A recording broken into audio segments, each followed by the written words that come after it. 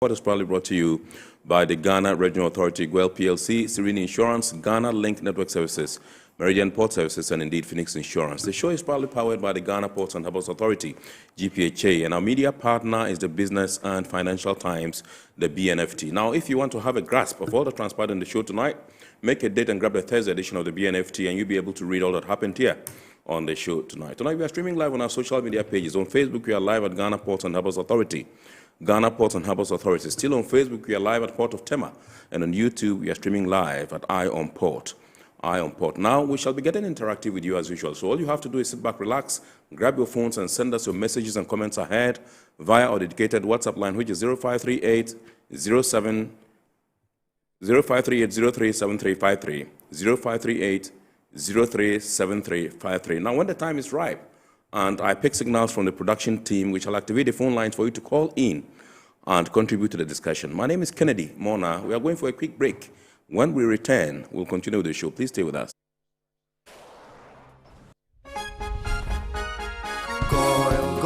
Good energy brings you quality choices with Goil Super XP. Available in many Goil stations nationwide. It is fortified with special additives that help your engine perform better and use less fuel.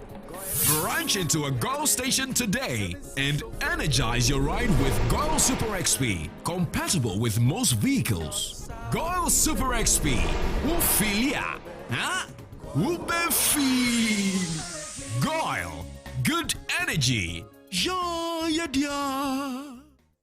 Electricity, then pay your taxes. Yeah. Our taxes, our future. Because you see, without our taxes, we wouldn't have good roads, good schools, better hospitals, street lights, and other very important social amenities. When we pay our taxes, we give our children free and quality education. Talga, my money too small. Why should I pay my tax? Look, small.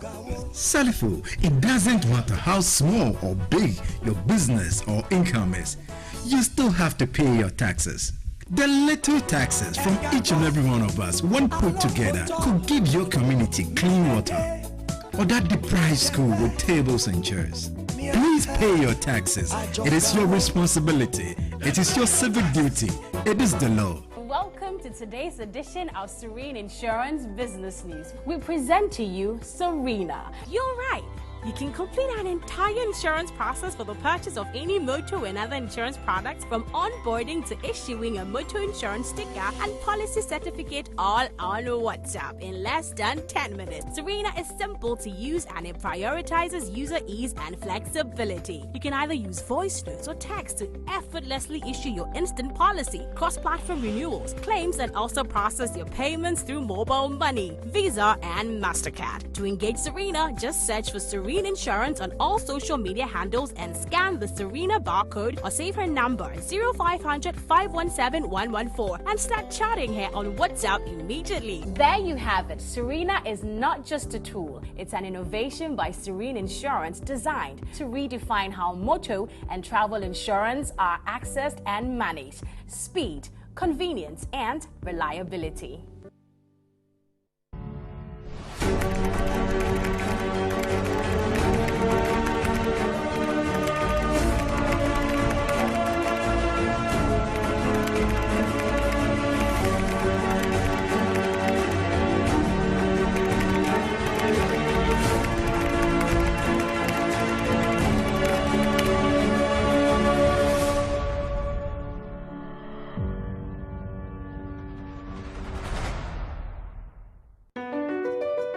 MPS Terminal 3 is Africa's new state-of-the-art container terminal at Tema Port. For manufacturers, agro-processors and traders, the new port means business can be done faster. This infrastructure boost will improve Ghana's port handling capacity, connect more trading routes, and oil the engine of growth for the economy, creating greater opportunities across all sectors as Africa's markets merge and become the largest trading bloc globally. MPS, we connect, you thrive. At Phoenix Insurance, we make the unpredictable predictable and the uncertain certain with our range of products, including motor insurance, fire insurance, engineering insurance, marine insurance, accident insurances, and all types of bonds. We have you covered. We also support you with risk management advice to enable you stay focused on your business. Take a policy with Phoenix Insurance today. We help you rise from adversity stronger and more secure. Contact us on 0302 246319 or 0302 246644 or any of our branches, agencies, and brokers spread across the nation.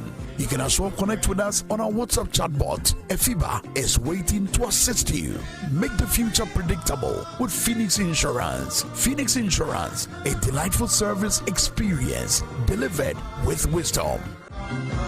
Implementation of axle load regulation by Burkina Faso.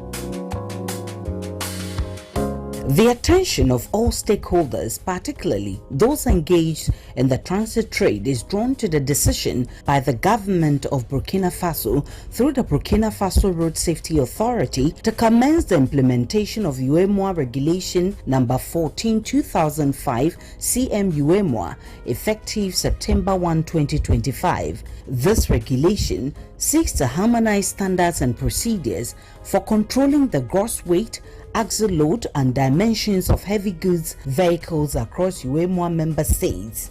Transitional measures. Effective September 1, 2025, all non-compliant trucks, domestic and foreign, will be denied access to Burkina Faso's road network. All stakeholders are strongly advised to take note of this directive and comply accordingly. This enforcement will also apply to transit vehicles using Ghanaian ports en route to Burkina Faso in order to prevent delays or denial of entry at the border.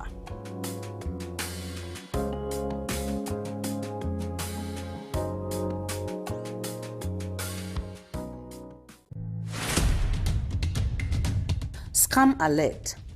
It has come to the attention of the Ghana Ports and Harbours Authority that certain unscrupulous individuals are fraudulently using the name of the authority to deceive and defraud members of the public. These individuals have circulated a post on social media falsely claiming that GPHA is currently conducting a recruitment exercise and urging the public to engage with them. We wish to state emphatically that GPHA is not conducting any recruitment exercise at this time, and the authority has not authorized any individuals or entities to advertise or facilitate such activities on its behalf. We urge the general public to disregard these fraudulent messages and to verify any official communication directly through our authorized channels. GPHA remains committed to transparency and will always communicate legitimate opportunities through its official website and recognized media platforms.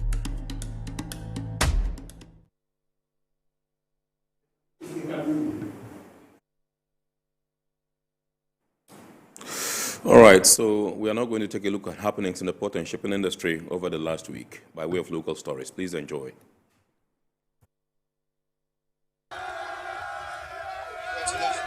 The 2025 LCB Corporate Games has wrapped up in exciting fashion, with the Ghana Institute of Freight Forwarders crowned Accra Zone champions after a hard-fought 2-1 victory over Unique FC of the regional Maritime University, while EasyLinks Logistics Company emerged Tema Zone champions following a tense penalty shootout win against Wilma Africa Ghana Limited. Corbridge finished third in the Accra Zone, and the Tema Metropolitan Assembly took third place in the Tema Zone.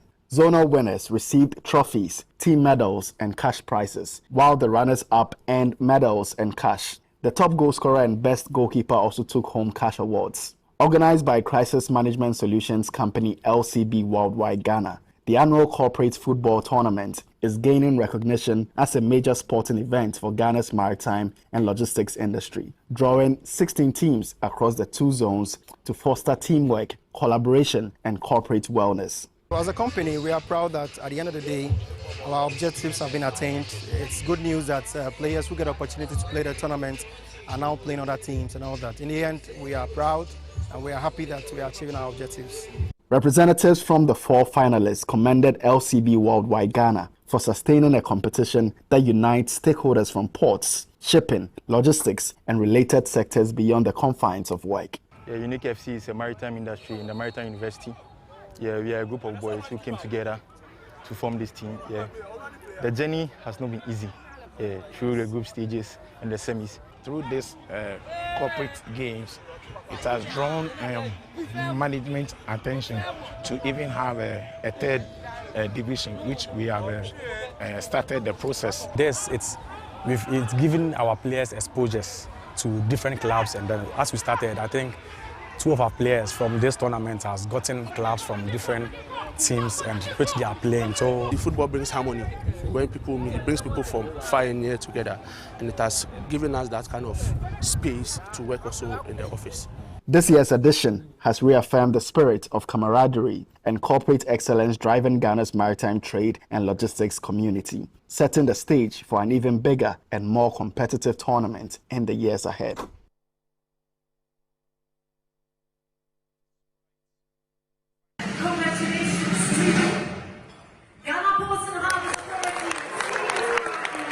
The Ghana Ports and Harbours Authority has been adjudged the overall winner of the 2025 International Association of Ports and Harbours Sustainability Awards Community Building category for its outstanding contribution to sustainable port community development. This category received over 100 entries worldwide, shortlisted to 18 finalists, with GPHA emerging as the ultimate winner. The award panel was constituted by 15 expert jurors who did diligence in evaluating the entries. The prestigious award recognizes GPHA's exceptional community building project, which has demonstrated lasting social impact, inclusivity, and shared value creation between the ports and surrounding communities. The IAPH Sustainability Award celebrates the highest quality port sustainability initiatives from across the globe under the World Port Sustainability Program, a platform that promotes ports as proactive agents of sustainable change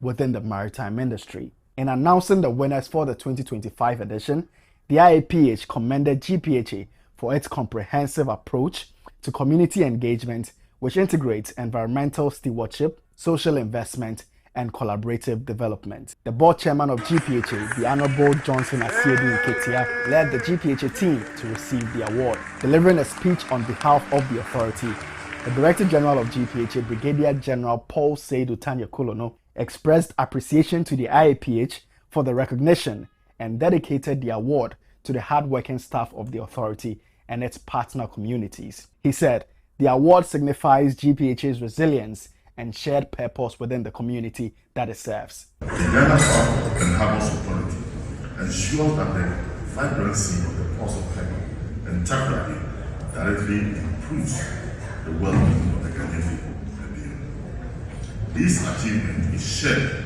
by our dedicated staff, stakeholders, and the communities whose crucial partnership makes this ambition possible.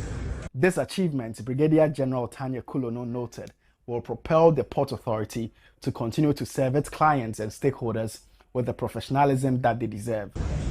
Management and staff of the Ghana Ports and Harbours Authority, I wish to state that we are honored to accept the 2025 IAPA Sustainability Award for Community Building. This award signifies our resilience and shared purpose with the communities that we serve.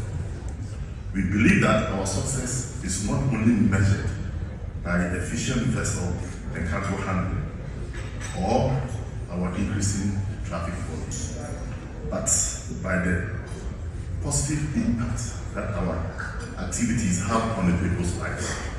Since true sustainability must directly benefit the people and the communities. Through our corporate social responsibility initiatives, focus on education, healthcare, environment stewardship, and economic empowerment. President of the International Association of Ports and Harbours and CEO of the Hamburg Port Authority, Jean Meyer, lauded the remarkable progress of the global port community in advancing sustainable development. He noted that since its inception in 2018, the World Port Sustainability Program has evolved into a powerful global platform, showcasing over 516 innovative sustainability projects from 195 ports across 71 countries.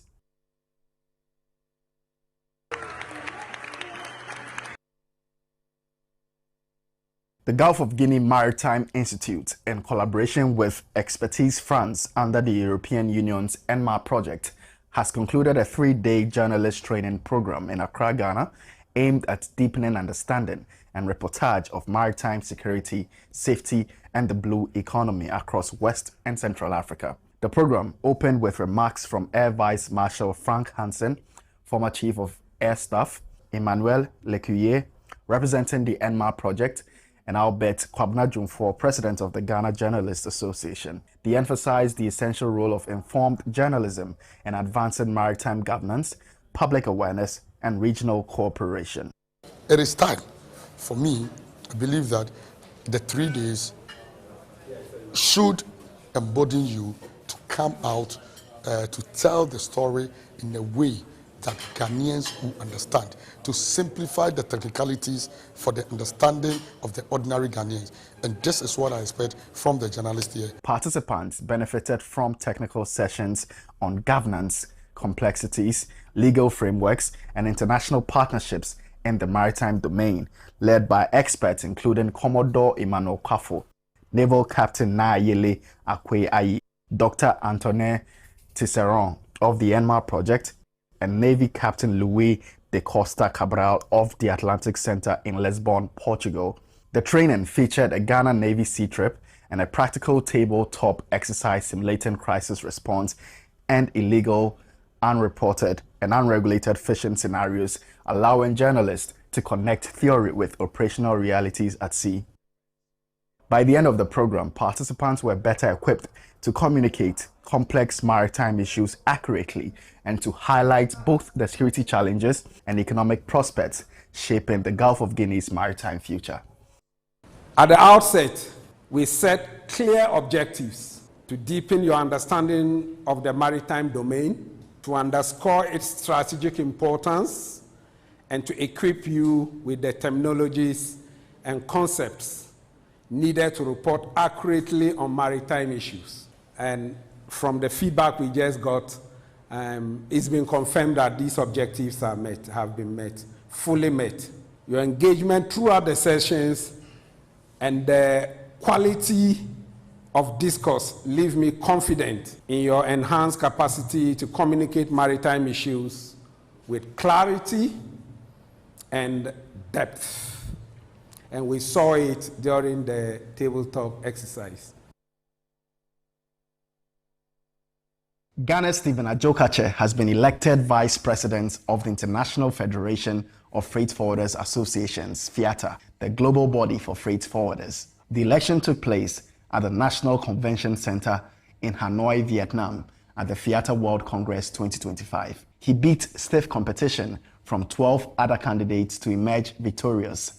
Other countries who contested the vice presidency included India, Italy, Colombia, Vietnam, Morocco, Zimbabwe, Tanzania, Iran, Chinese Taipei, and Egypt. Stephen Adjokache, an astute freight forwarder of several decades, is also the president of the Ghana Institute of Freight Forwarders GIF. The 2025 FIATA World Congress, under the theme Green and Resilient Logistics, took place from the 6th to the 10th of October 2025 and brought together more than 1,000 leaders in the logistics and transport sectors across the world. For almost 100 years, FIATA has been convening industry leaders and innovators in logistics at its flagship FIATA World Congress to discuss industry challenges and trends, hear perspectives from top industry leaders and their solutions, and exchange and network with supply chain actors from different parts of the logistics industry from all around the world. This annual event,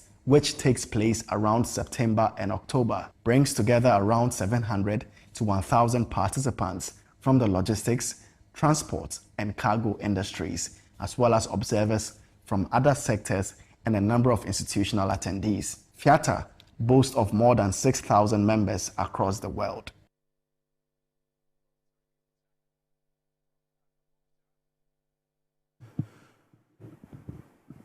All All right, so those were happenings in the port and shipping industry over the last week, and we are zooming into our discussion proper tonight. And tonight we're taking a look at strengthening maritime security through regional collaboration and strategic communication. And this comes on the back of the training program organized by the Gulf of Guinea Institute in collaboration with the France Expertise and indeed ENMA, that's the Enhanced Maritime Action in the Gulf of Guinea. And so tonight we've been privileged to assemble a team to help us digest these issues and see how best we can, as media personnel, contribute our quota by reporting accurately and factually in the maritime industry and to help, in the fight against illegalities along the Gulf of Guinea. We are privileged this evening to introduce to us Vice Admiral retired Issa Yakubu, who is the Executive Chairman of the Gulf of Guinea Maritime Institute, GOGMI, and indeed is also the immediate past Chief of Naval Staff, Republic of Ghana. Good evening, sir, and welcome. Absolutely, awesome. All right, so we've also been joined via Zoom by Mr. Carlos Podifin. Mr. Podifin is a media strategy and communication consultant and the managing editor of Maritime Africa and Logistics Africa. Also joining us via Zoom. Good evening, sir. Carlos, and good to see you. Good evening, Kennedy. Good to see you. You look good. Yeah, thanks. Thanks for the invitation. Awesome. You're welcome. Glad to have you. Also joining us via Zoom is Madame Emmanuelle Lekuya, who is the public diplomacy and visibility expert at the ENMA project, that's the Enhanced Maritime Action in the Gulf of Guinea project. Good evening, ma'am, if you can hear me.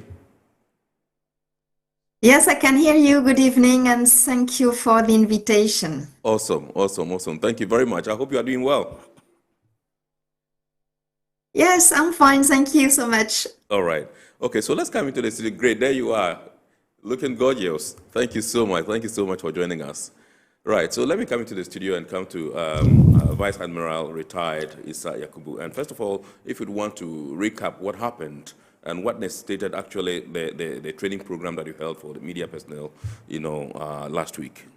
Thank you very much, Kennedy.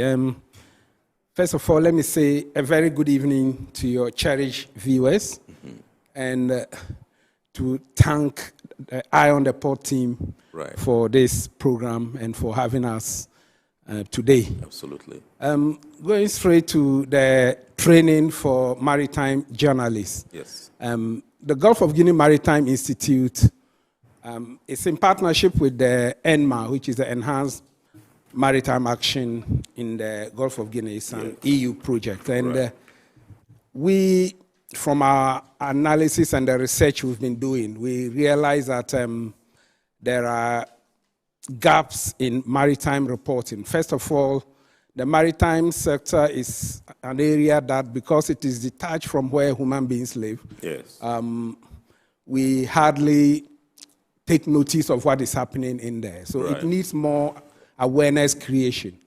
But journalists are sometimes not very comfortable because it is a highly technical area, and reporting on it sometimes can be difficult. So we see that some of the reports come with not deliberate, but issues that are because of lack of capacity. So a decision was taken between ENMA and GOGMI to organize this training. It's just the beginning. And the training, the objective of the training was just to introduce journalists to the maritime sector, let them know the terminologies and the context, and also the issues that happen there, the importance of the environment, the threats that we face in that environment, and what is being done to deal with the threats, and also to point them to some techniques that they can use in their reportage.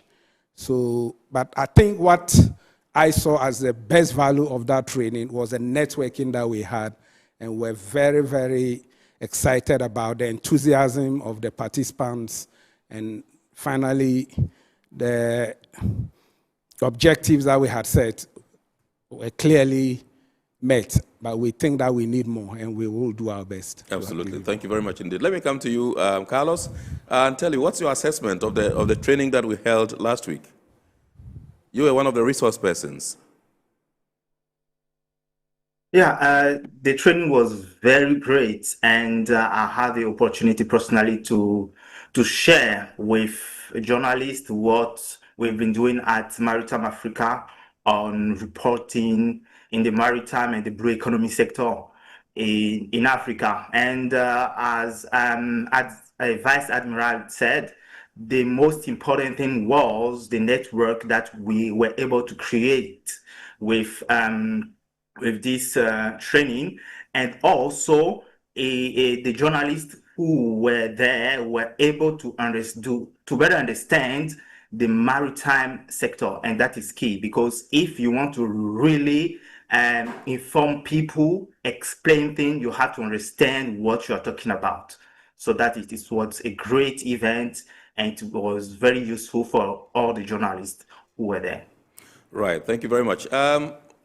Emmanuel, your initial comments. How did the training program pan out for you? Well, I think as Vice Admiral said, this training course was very fruitful, very interesting for all of us. I think we had two major objectives, and I think we definitely fulfilled them. The first one was to raise awareness on maritime security and safety issues in the Gulf of Guinea. We also wanted to provide some basic information on the EU action in the Gulf of Guinea, because the European Union is implementing some project in the region, and we also wanted to provide some information to the journalists regarding all the partnerships we have, regional partnerships, international partnerships in the region. So I think it was one objective that we definitely reached. And as the Vice Admiral Yakubu said, it was also a very good opportunity to create create a network, but also to reinforce the existing network between the journalists themselves in Ghana, but also on the international level, because and regional level, because there were also some participants online, and we hope that this network will be more and more intense and in terms of work, and that journalists will do everything to make it alive. Awesome, great. Thank you very much. I think I had fun for all the 3 days, but what actually caught my attention was David Dembele's presentation, where he gave us some tools as media persons, to do our research. And I mean, I was intrigued. Some of the places, some of the addresses that he mentioned, I had never heard about them. Okay. But when he did, instantly, I went on my laptop, connected to the internet, and then I, put my picture there, and it told me where it was taken. Wow. Yes, and then I also, the official one, I put my face there, and then it's kind of like brought all the pictures that I have on the internet straight away with the names and everything, and I was amazed. It was a good and a fantastic session. Thank you so much, Gulf of Guinea. Let's now go into serious business and to find out from you, Vice Admiral retired, how you assess the current state of maritime security coordination, as it were, among Gulf of Guinea countries, and what progress stands out in recent years. Thank you very much. This is a very, very important question. But first of all, before we even talk about maritime security coordination, yes. We are always talking about the Gulf of Guinea. What is the Gulf of Guinea? Absolutely, I believe yes. this has been talked many times. Yes. It is a sea area enclosed between the coastal states of Senegal all the way to Angola. So it encompasses the whole of West and Central Africa. Yeah. And that area, water, the sea area there, is a vital shipping route. Absolutely. For international trade, as well as rich in fishery resources, right, and also in offshore oil and gas. Right. Many of the countries are major producers or are even beginning to discover oil and gas in that area. Right. Unfortunately, it is also fraught with a lot of issues. we've all heard about armed robbery Yes. and piracy that peaked in the year 2020 before it started coming down. Yes. We also have trafficking of narcotics, human beings, other problems, illegal, unregulated, and unreported fishing, and other threats. The biggest challenge we had was piracy then. Yes. And as I said, in the year 2020, Yes. it was bad. Right. We had 84 recorded attacks and 135 kidnapping of crew members from ships. And it was about 95% of all global attacks globally. Right. So the UN Security Council took note of that, and in 2022, they issued UN Security Council Resolution 2634, right, which called on Gulf of Guinea states to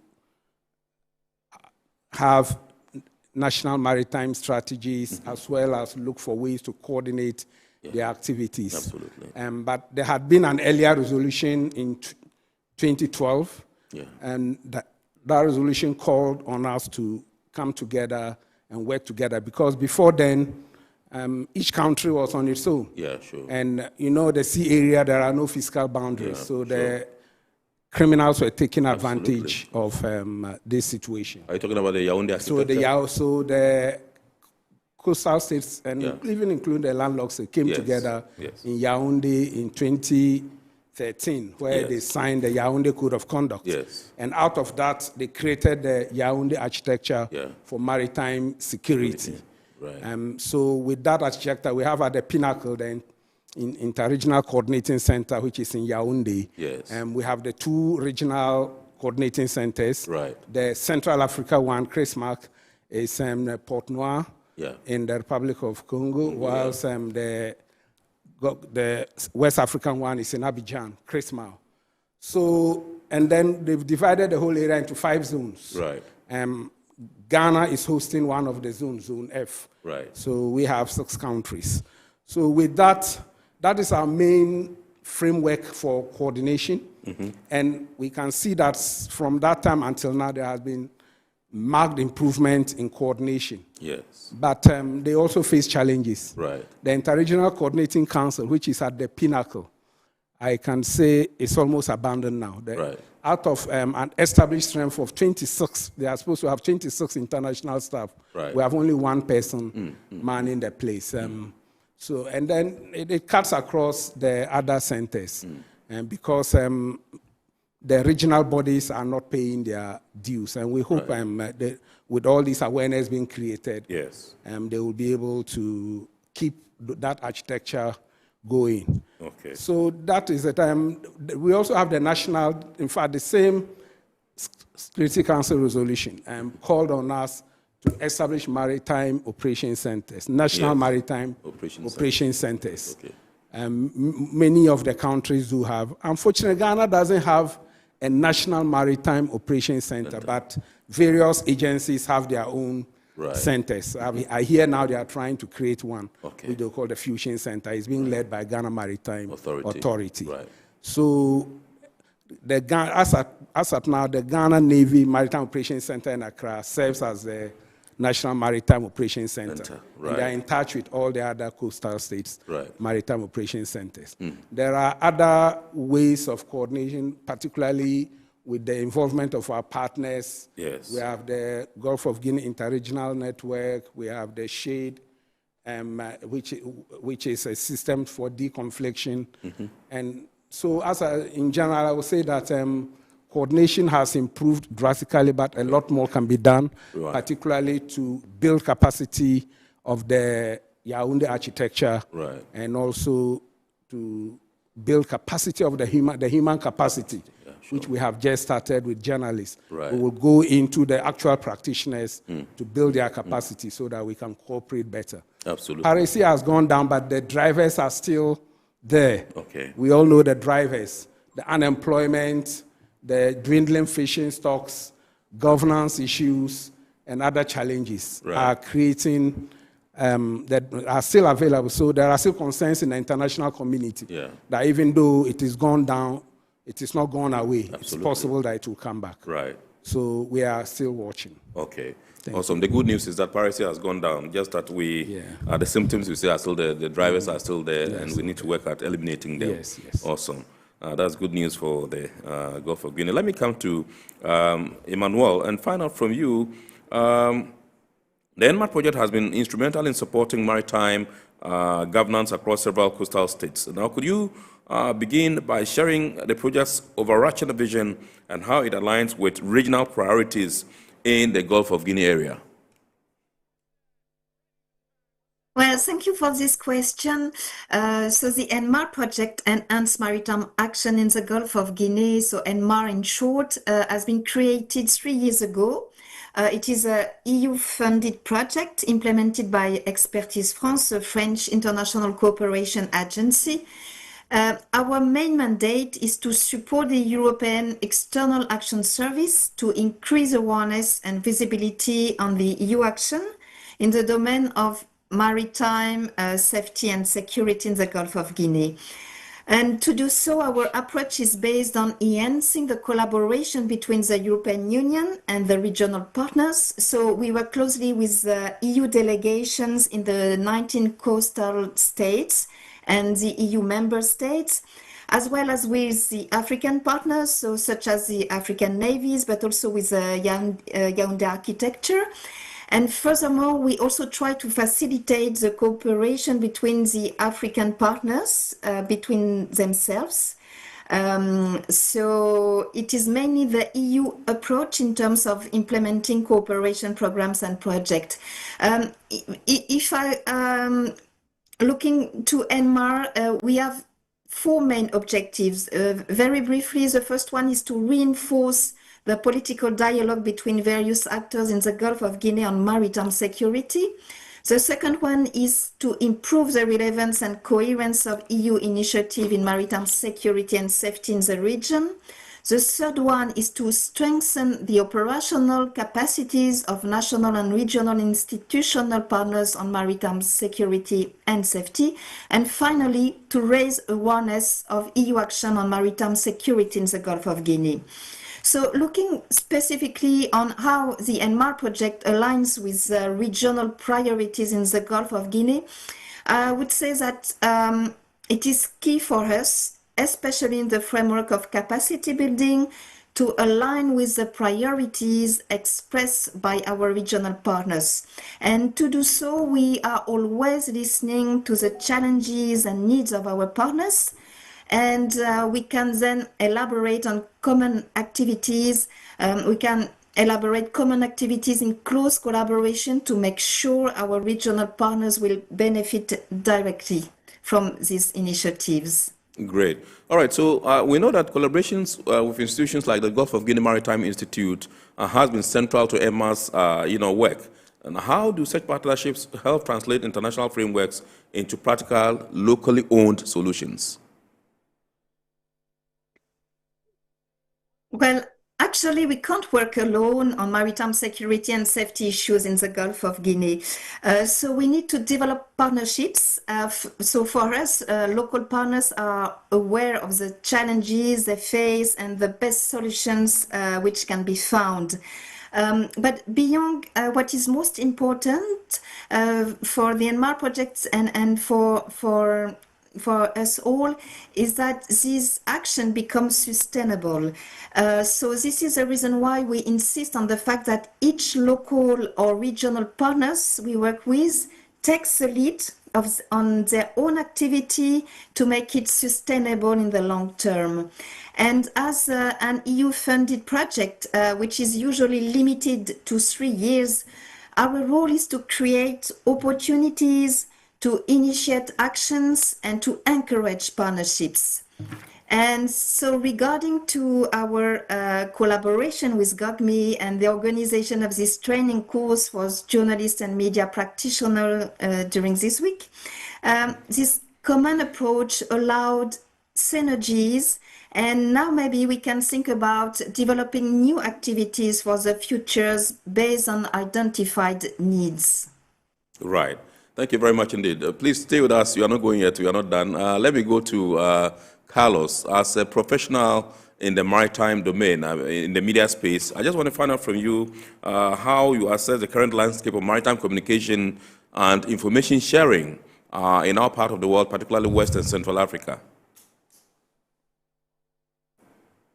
Well, Kennedy, I can say that we've come a long way, but honestly, maritime communication in Western and Central Africa is still too reactive.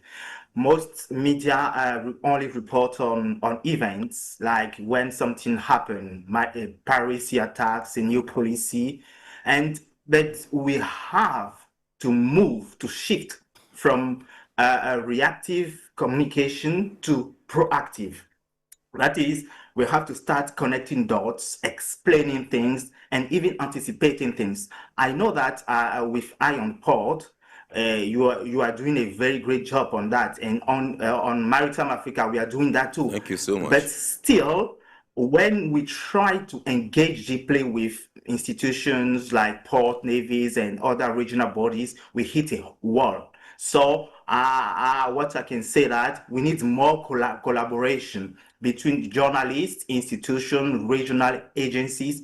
We have to share consistently information. We have to create a communication ecosystem that does not only inform, but also can influence policies. So we have to work better on how we communicate on the maritime issues in the Gulf of Guinea.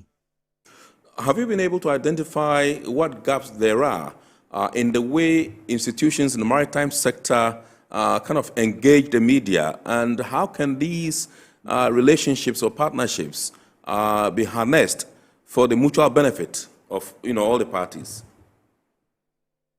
As I said, we need to collaborate. You see, for now, maritime institutions, they see media as their megaphone. Like, they call upon the media just when they want the media to talk about what they've done, new result, new service, things like that.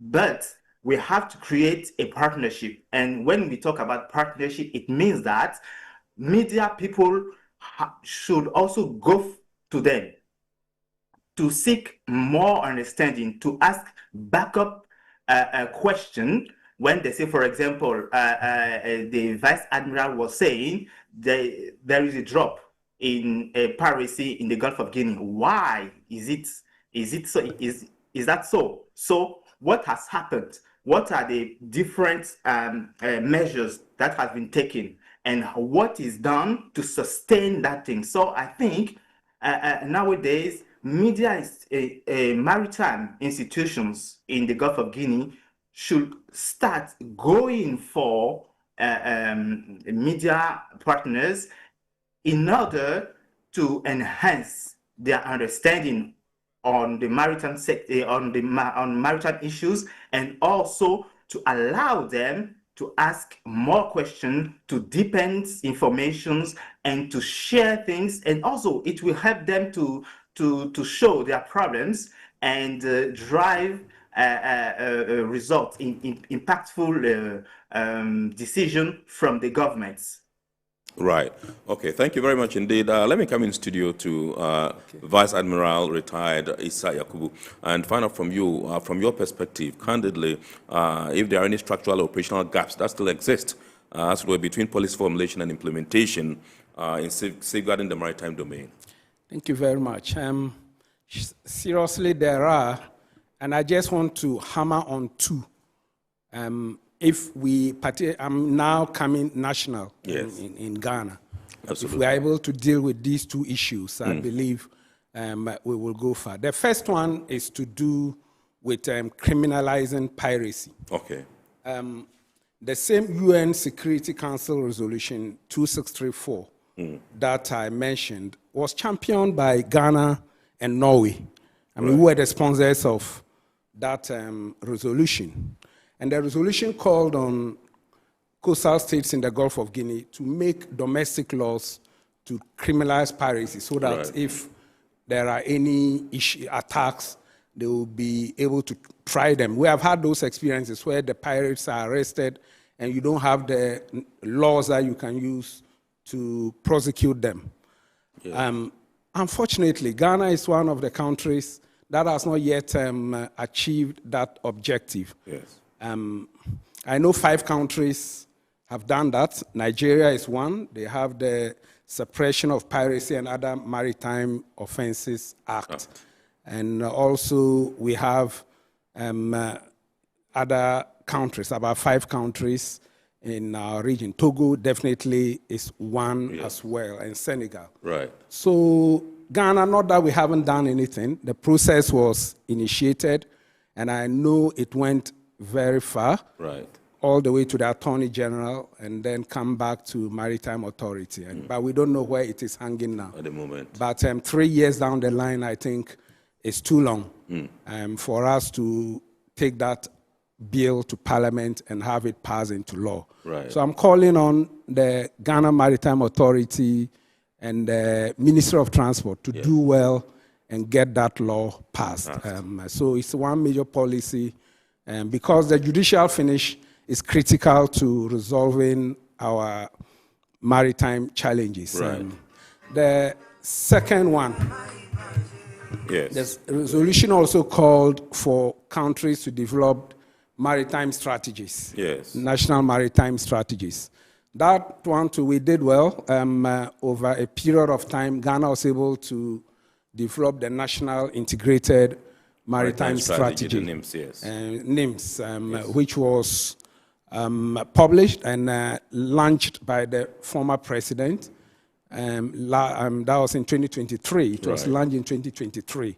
But until now, the frameworks that are to make it active have not been implemented. Right. So it is just lying on the shelf. So that is something else we need to look at. It helps to bring all the internal agencies. In the first question, we're talking about coordination. Yes. I talked mostly about regional coordination. Yes. But internal coordination among the different agencies is also important. And this is captured in the National Integrated Maritime Strategy. Right. So that is another challenge I'm throwing to all of us to make sure that we implement the National Integrated Maritime Strategy. It will help all of us. There are other policy issues that can be dealt with. But if we are able to deal with these two, I think we'll go far. But how is it that we're able to sink so much money, resources, energy into, unleashing such fine documents, and then implementation becomes a problem? And that's one challenge we've always had as a country. It is a challenge, and we all have to work together to deal with it. Now, you have often highlighted the importance of human capacity building. In your initial submission, you mentioned the rationale behind the training program that you did recently. That was last week. And how vital are journalists, training programs, and research collaborations in strengthening the maritime security ecosystem? Thank you very much. I think, as Carlos said, we said piracy has gone down from a peak of in 2020. Then it went straight down. Between 2021 and 2024, we had no attacks. So it's left with journalists to be able to come and find out why did it go down. And what can we do to sustain it? I think that is some of the areas. But capacity building generally, we've already talked about the need for journalists, which we have started. But the Gulf of Guinea Maritime Institute, we have also been doing other capacity building things. We've done women and youth in technical capacity in the maritime industry, where we train women and youth, give them awareness, let them know what opportunities are available. Then we have a Blue Career and Business Expo that we did. So many other capacity building program. But where we want to go into now is about maritime governance. And so we are now contacting, particularly within Ghana, the different agencies. There are a lot of capacity gaps. So you see people sitting at Ghana Maritime Authority, they are supposed to be technical staff, but they do not have the capacity. Actually, the Director General himself has mentioned this. Right. So we want to work with them to help build the necessary capacity. And we've approached some of these maritime agencies. Yes. We can either do tailored programs for them based on what they do, or we can put up a course that encompasses most of the things they do, then we open it to all the agencies. Right. But capacity building is critical, particularly the human capacity. You can have all the equipment, all the assets, everything. Yeah. If the human capacity is weak, Right. you will get nowhere. So this another place I want to thank ENMA. They have been very much engaged in this capacity building projects, and that's why they sponsored this journalist training. And their project is coming to an end. We are praying that there will be a second cohort, and we hope and believe that they would continue to work with us to support us. GOGMI is a non-profit institute. Yes. We don't have any dedicated funding source. It is when we get grants that we are able to do things. So even we shouldn't be looking only outside. We will come and approach your DG at the Port Authority. He's a great friend of mine, and I know he would support those efforts so that we all work together to build capacity in the industry. Absolutely. It's very important. Absolutely. Thank Awesome. you. All right, so let me come to Carlos. Carlos, how important is specialized maritime journalism in shaping public understanding and influencing policy toward better maritime governance? I'm always for a specialization in the maritime industry as far as the media is concerned.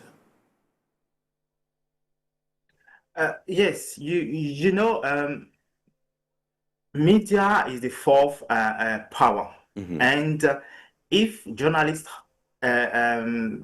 want to use that power, they have to understand what they are talking about. It's just like Vice Admiral said, there are some people working in some institution, but they don't have the capacity to impact the sector. So today, if a journalist does not understand what is happening, if he cannot make the difference between piracy and armed robbery, if he cannot understand the different institutions, what is their role, how they should do things, he cannot explain things clearly, because maritime is a word on its own, and it's a very technical sector. So they have to understand it to make it clear, credible, and turn it into engaging stories so that it will help more people to understand things and also know what are the different efforts that the institution, the government, and everybody is doing to impact that sector. And also, you know, as the Vice Admiral said, there are a lot of challenges that even the maritime institutions are facing. So if a journalist is able to report on things, to follow stories, to deepen things with his knowledge of the maritime sector, he will be really, really capable on to drive a policy impact. So that's it. They have to understand what they are talking about. That is crucial, and it is the backbone of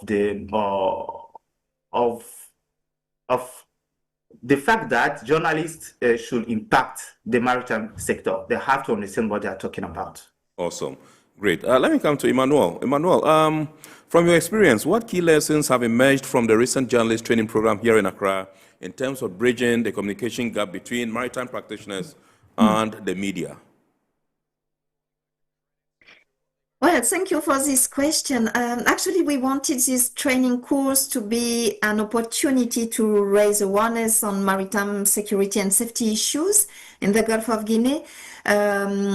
As Carlos said before, it's key for the journalists to know more about the subject itself before they can communicate on it. So it was a first step to provide some knowledge to the participants and to encourage them to search for more information for their respective media. And so information sharing was the first priority of this session. And we had the chance to have with us a full range of diverse speakers and presentations which covered the major issues of maritime safety and security in the region. And I think it was a very good start to create interest towards these specific topics and to provide a list of sources and resources where they may find further information. And as in terms of achievements, again, I think we also reached this another goal I was talking about before, this needs to create and increase a network. So I hope this training course was also the opportunity to increase the networking between the journalists, the media practitioners, and all the key actors in the domain in Ghana, especially, but also in the region. Right. Okay, so let me just add this one, whether you know that capacity building is at the heart of sustainable security, and how does ENMA, your organization, ensure that the knowledge and skills developed through engagements are retained and applied within local institutions over time?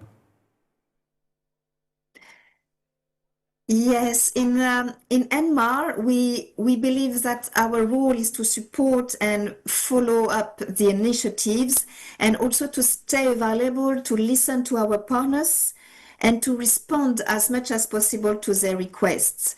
But then, that being said, it is true that our capacity is limited over time. This is why we developed partnerships and cooperation to make sure our partners can capitalize on these implemented activities. So we fully rely on our partners to make the activities sustainable. Oh, great. Okay, so thank you very much. But don't leave. We're still going to come back to you. But this is Ian Port here on Metropolitan Television, and tonight we are taking a look at how to strengthen maritime security through regional collaboration and strategic communication. And this particular topic comes on the back of a training program for media personnel organized by the Gulf of Guinea Maritime Institute, GOGMI, in collaboration with Expertise France and ENMA. That's Enhanced Maritime Action in the Gulf of Guinea. With us this evening during the discussion, Vice Admiral Retired Issa Yakubu, who is the Executive Chairman of Gulf of Guinea Maritime Institute, GOGMI, is also the immediate past Chief of Naval Staff, Republic of Ghana. Also joining us via Zoom is Carlos Godefin, who is a media strategy and communication consultant and managing editor of Maritime Africa and Logistic Africa. Indeed, also on the line you just heard here, Emmanuel Lekuya, who is a public diplomacy and visibility expert at ENMA project. Please stay with us. We're going for a break. While we continue the show, don't go away.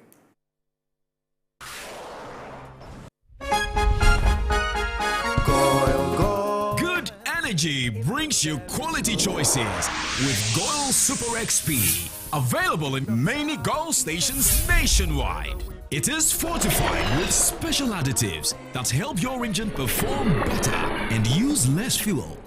Branch into a Goil station today and energize your ride with Goil Super XP, compatible with most vehicles. Goil Super XP, Wufilia, huh? Wubefi. Goil, good energy. Joya dia. Electricity, then pay your taxes. Yeah. Our taxes, our future.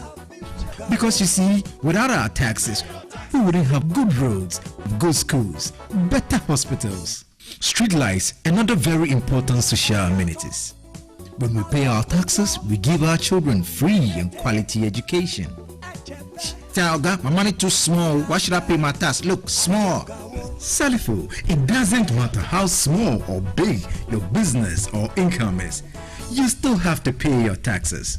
The little taxes from each and every one of us, when put together, could give your community clean water or that deprived school with tables and chairs. Please pay your taxes. It is your responsibility. It is your civic duty. It is the law. Welcome to today's edition of Serene Insurance Business News. We present to you Serena. You're right. You can complete an entire insurance process for the purchase of any motor and other insurance products, from onboarding to issuing a motor insurance sticker and policy certificate, all on WhatsApp in less than 10 minutes. Serena is simple to use and it prioritizes user ease and flexibility. You can either use voice notes or text to effortlessly issue your instant policy, cross-platform renewals, claims, and also process your payments through mobile money, Visa, and MasterCard. To engage Serena, just search for Serena Insurance on all social media handles and scan the Serena barcode or save her number 0500 517 114 and start chatting her on WhatsApp immediately. There you have it. Serena is not just a tool, it's an innovation by Serena Insurance designed to redefine how motor and travel insurance are accessed and managed. Speed, convenience, and reliability.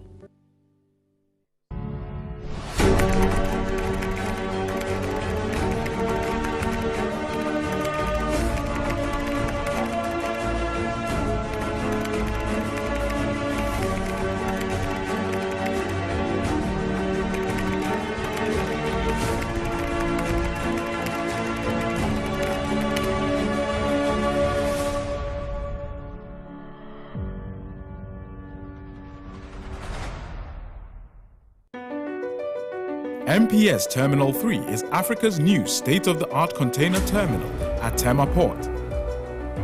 For manufacturers, agro-processors and traders, the new port means business can be done faster. This infrastructure boost will improve Ghana's port handling capacity, connect more trading routes, and oil the engine of growth for the economy, creating greater opportunities across all sectors as Africa's markets merge and become the largest trading bloc globally. MPS, we connect, you thrive. At Phoenix Insurance, we make the unpredictable predictable and the uncertain certain with our range of products, including motor insurance, fire insurance, engineering insurance, marine insurance, accident insurances, and all types of bonds. We have you covered. We also support you with risk management advice to enable you stay focused on your business. Take a policy with Phoenix Insurance today. We help you rise from adversity stronger and more secure. Contact us on 0302 246319 or 0302 246644 or any of our branches, agencies, and brokers spread across the nation. You can as well connect with us on our WhatsApp chatbot. Efiba is waiting to assist you. Make the future predictable with Phoenix Insurance. Phoenix Insurance, a delightful service experience delivered with wisdom. Implementation of axle load regulation by Burkina Faso. The attention of all stakeholders, particularly those engaged in the transit trade, is drawn to the decision by the government of Burkina Faso through the Burkina Faso Road Safety Authority to commence the implementation of UEMOA Regulation number 14/2005 CM UEMOA effective September 1, 2025. This regulation seeks to harmonize standards and procedures for controlling the gross weight, axle load, and dimensions of heavy goods vehicles across UEMOA member states. Transitional measures. Effective September 1, 2025, all non-compliant trucks, domestic and foreign, will be denied access to Burkina Faso's road network. All stakeholders are strongly advised to take note of this directive and comply accordingly. This enforcement will also apply to transit vehicles using Ghanaian ports en route to Burkina Faso in order to prevent delays or denial of entry at the border.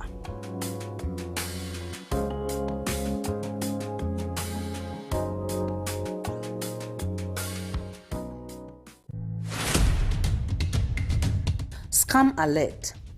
It has come to the attention of the Ghana Ports and Harbours Authority that certain unscrupulous individuals are fraudulently using the name of the authority to deceive and defraud members of the public. These individuals have circulated a post on social media falsely claiming that GPHA is currently conducting a recruitment exercise and urging the public to engage with them. We wish to state emphatically that GPHA is not conducting any recruitment exercise at this time, and the authority has not authorized any individuals or entities to advertise or facilitate such activities on its behalf. We urge the general public to disregard these fraudulent messages and to verify any official communication directly through our authorized channels. GPHA remains committed to transparency and will always communicate legitimate opportunities through its official website and recognized media platforms.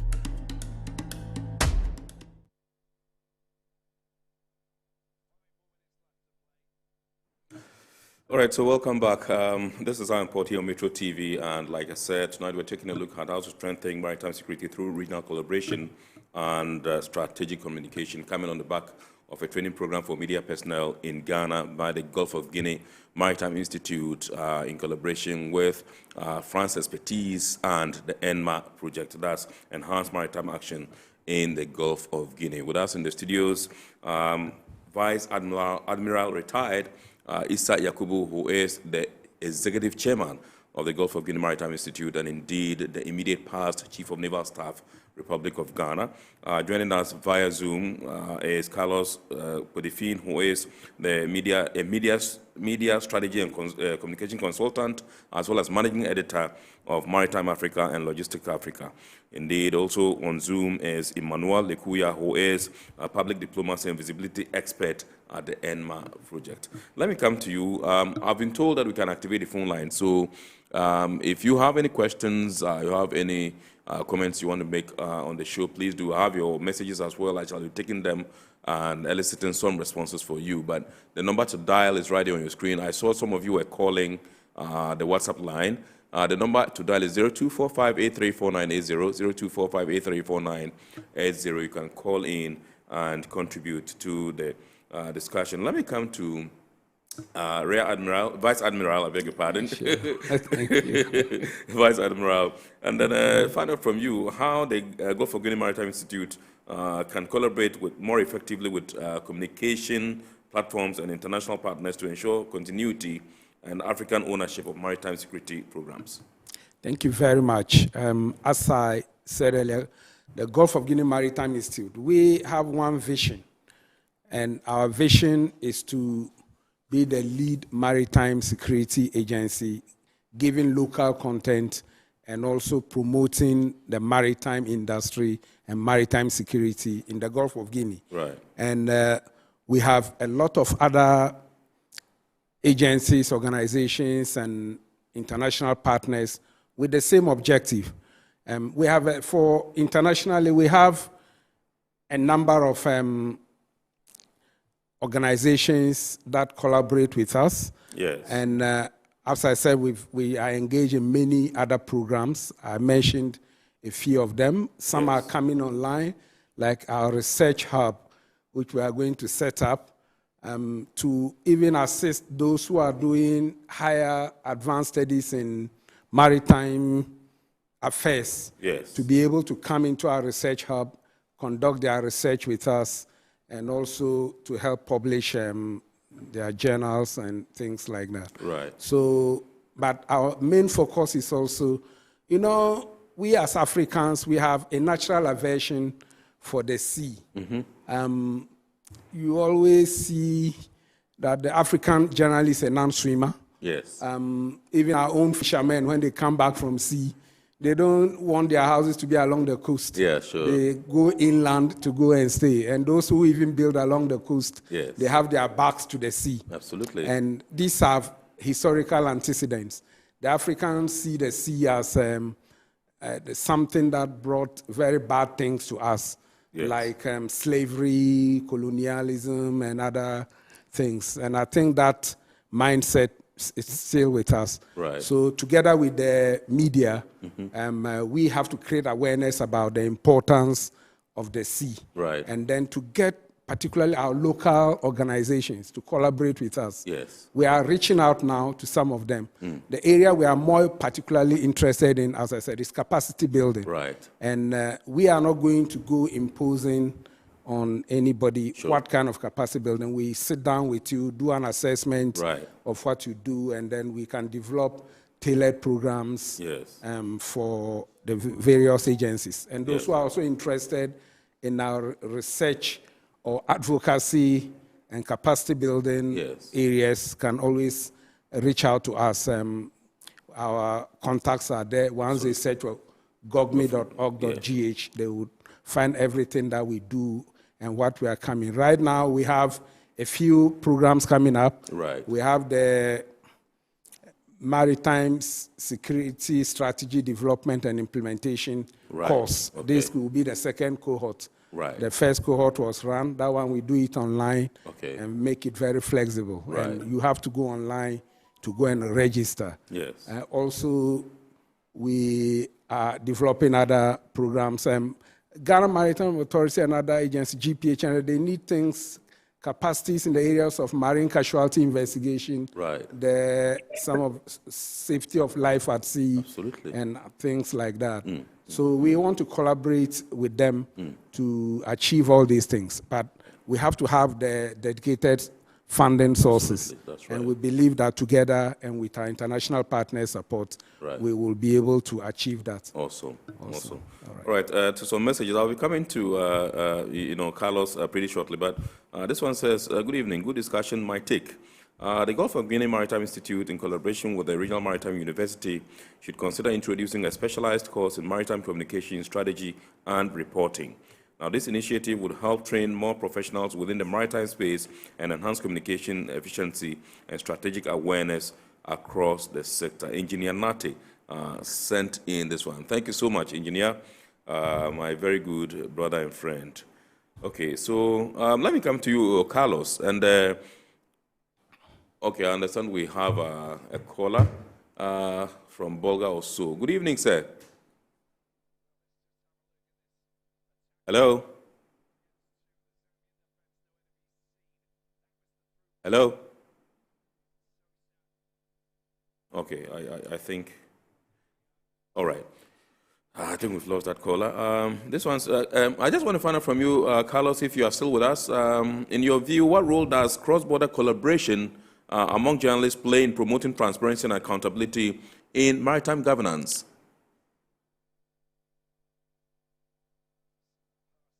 As of now, I don't think that that's collaboration between journalists in Africa is working. We don't have it now, but at Maritime Africa, we've been working on it because it's important for journalists also to share experiences from other parts of Africa, to know how on the other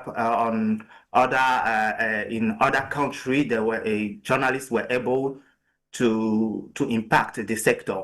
You know, one of the biggest problems journalists, specialized journalists in the maritime sector are facing is that a lot of maritime institutions don't have dedicated communication officer. So they don't really know the importance of engaging consistently with journalists and not using them only as megaphone. So I think by collaborating with other journalists in Africa, we might share some tips about how some journalists were able to break that wall and be able to really create that partnership with the maritime institution. So I think they will learn a lot. We will learn a lot if we are able to create that community of maritime journalists in which we can share informations, we can share experiences, and also we can give more voice to maritime practitioners in Africa. On Maritime Africa, we do it a lot already, but we still need more people, more journalists to engage with, and also with you on Eye on Port. All right, great. Thank you very much indeed. Please stay with us. There are some messages here. We'll see whether there are some for you to respond to. This one is from Lawrence Nakra. It says, journalists must find out why piracy has gone down and what Ghana can do to sustain it. Vice Admiral, yes. What happened? I mean, apart from the collaboration and the architecture and all the steps that have been put in place to stem the tide of piracy in the Gulf of Guinea, what were some of the other things that happened, and how can we sustain this particular momentum? Thank you very much. It is all about investment. One of the things I'll talk about is that when the piracy got to its peak, Benin is a maritime nation. Yes. And it has a free port. And a big chunk of its GDP comes from its shipping and port activities. Yes.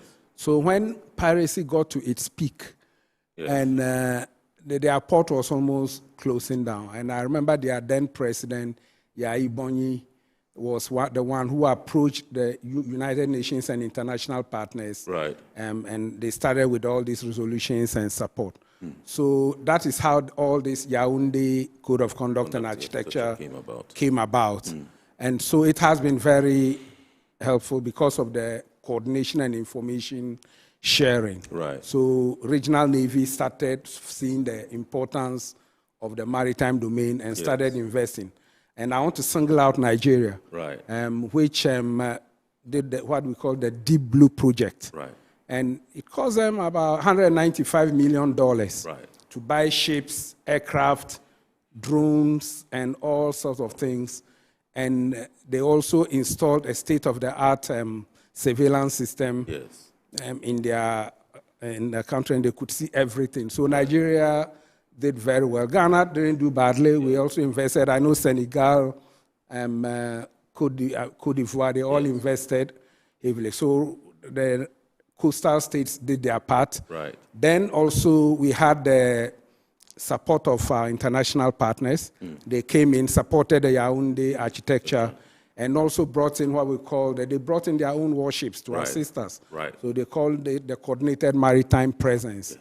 So they also came in to assist. But when the Ukraine war started, they vanished. They all vanished. So we cannot rely on our partners all the time. Right. We have to be self-sustaining. That is why we are urging our governments to continue investing in maritime security. Right. And when we talk about investments, we are talking about the ships, the platforms, the maritime domain awareness. Yes. That is the surveillance, to be able to know what is happening at sea. Ghana, we have signed a contract, and I know it was ongoing to install. We had the VTMI's Vessel Traffic Management Information System before, but it is an old system, and they are in the process of replacing it. Yeah. And so that started during the previous regime, and I know the current regime is continuing with it. Absolutely. So if we also get that system, we'll be able to sustain what we are doing. But it was different things that we did. We also had some innovative measures, like here in Ghana, because we didn't have ships, and most of the targets were fishing vessels. We had to put armed guards on the fishing vessels when they are going to sea. Yes. And on a number of occasions, they were able to stop the pirates. Right. So when the pirates got to know that all Ghana fishing vessels have armed guards on them, they were now no-go areas. Right. They didn't attack them anymore. Right. So a lot of things, but all of them are not sustainable until we have sustainable investment in that industry. So that's what we are hoping for. All right, absolutely. Ababio in Kumasi says, Admiral, do you think West African countries are doing enough to maintain momentum after all these years of regional cooperation on maritime security? I think a lot more can be done. As I said, the system is not being given the necessary resources. I mentioned the situation of the Interregional Coordinating Center. Yeah. It's not only that, even the regional centers and the zonal centers. Yeah. They all are lacking a lot. Yes. And they have not been able to deploy the international staff that they are supposed to deploy so that we can be able to coordinate our activities even better. Right. So the regional body, ECOWAS and ECAS, can do better, as well as the coastal states themselves. Right. We can do better. Okay. All right. Brighton Kaswa says, is interagency coordination at sea improving, or are we still struggling with tough lines between navies, maritime authorities, and other institutions and stakeholders? Great question. I'll say yes, there is some improvement, but there's more room for improvement. Right. We developed what we call the harmonized standard operating procedures, and which spells out the rules of each agency and the mechanisms with which we use to cooperate. And then the NIMS, as I said, the National Integrated Maritime Strategy, would also help us to be able to coordinate better. But as for the protection of theft, it's always there. Absolutely. We have to break through it. And please, if you can spare me a minute, I want to talk about the blue economy. Right. The best practice we are getting now is countries are setting up blue economy ministries. Yes. I know Nigeria has, and even some Asian countries. Right. And in Ghana, I want to commend the government for starting a blue economy commission. Right. Unfortunately, they situated it at the Ministry of Fisheries. It should be the other way around. Right. We should rather have the Blue Economy Ministry, and the Fisheries Commission will be under it, because blue economy is bigger than fisheries. And I know the minister is aware of this challenge. Right. They can either put it at the presidency or have a ministry, realign the agencies. At the presidency for priority sake. For priority sake. Or they can make it a ministry, realign the agencies. Right. That will help more coordination. Absolutely. If we put up a blue economy ministry, Right. so that all the agencies are under one minister. Right. It's because we have so many ministries involved in the same thing, and the rules are overlapping rules and things. That's why we have the TEF wars. Absolutely, absolutely. All right, Bonahene Frederick says, hi, Ms. Lekuya, how does the ENMA project measure success beyond workshops? And what indicators show that capacity building is translating into real-world impact? Emmanuel? Yes, I can hear you.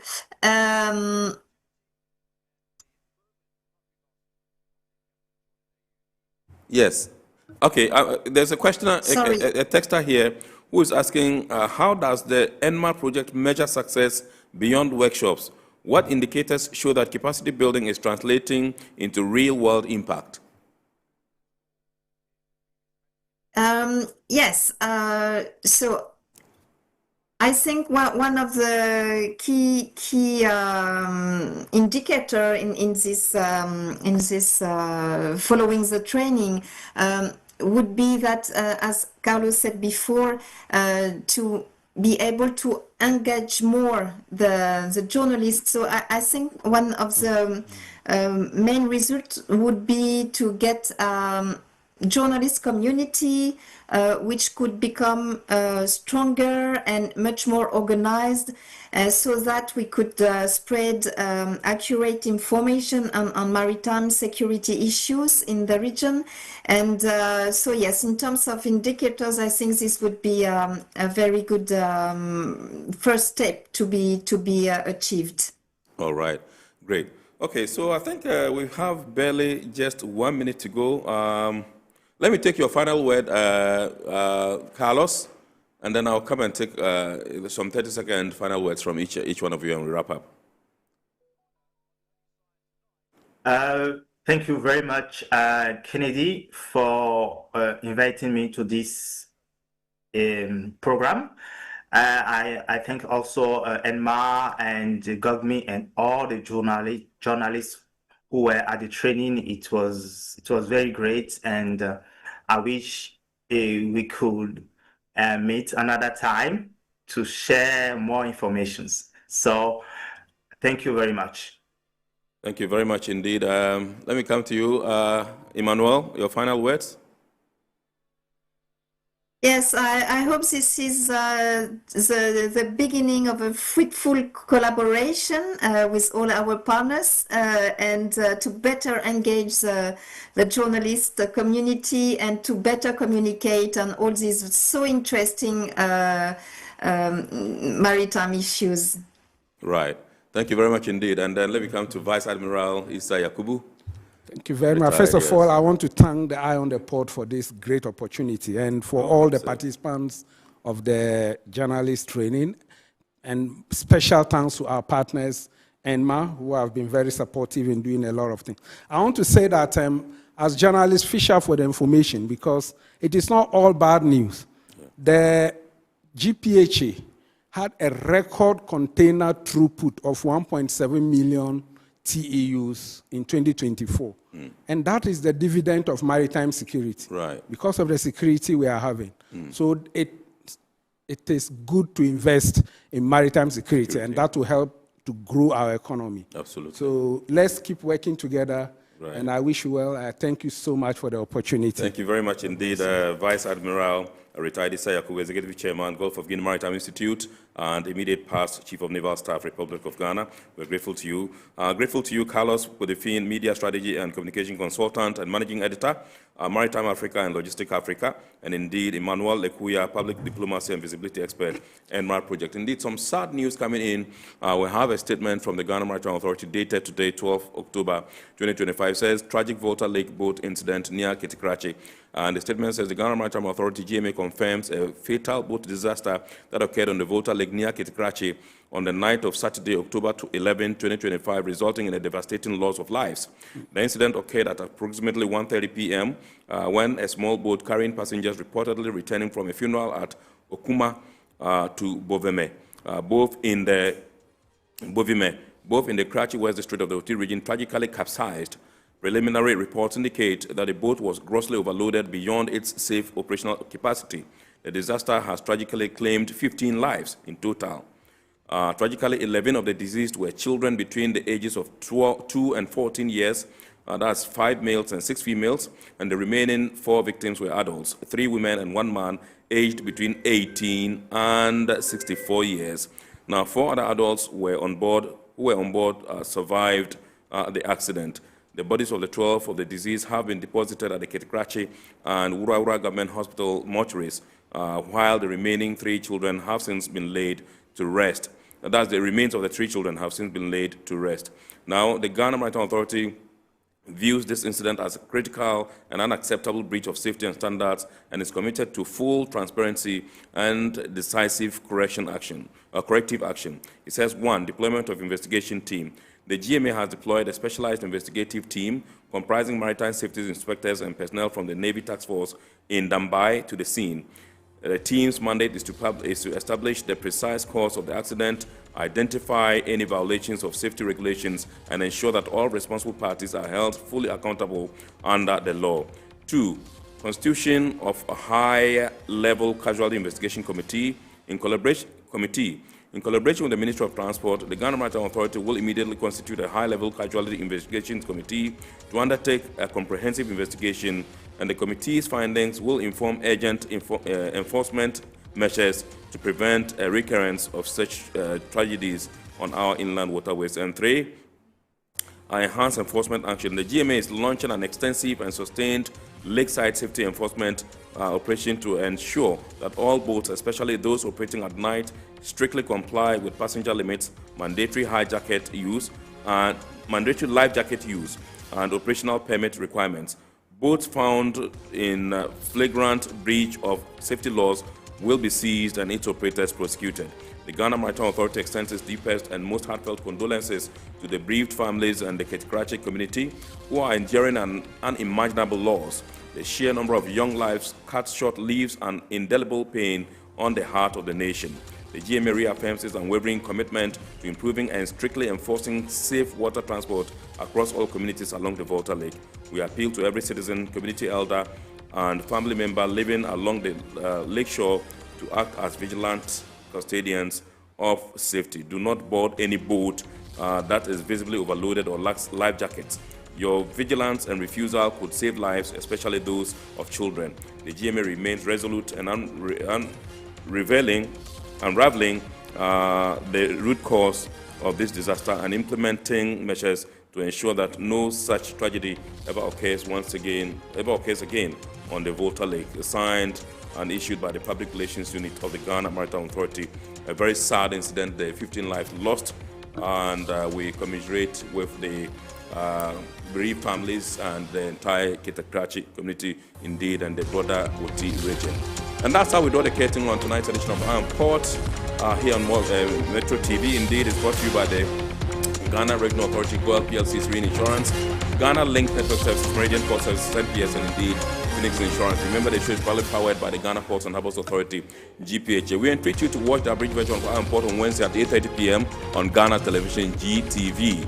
We entreat you to also keep watching the rest of our programs here. And God willing, next week we shall bounce back with another wonderful edition of your favorite Iron Port program. My name is Kennedy Mona. Thank you so much for choosing us. We wish you a super week ahead, and we thank you so much for being with us always and always. Have a blessed week ahead.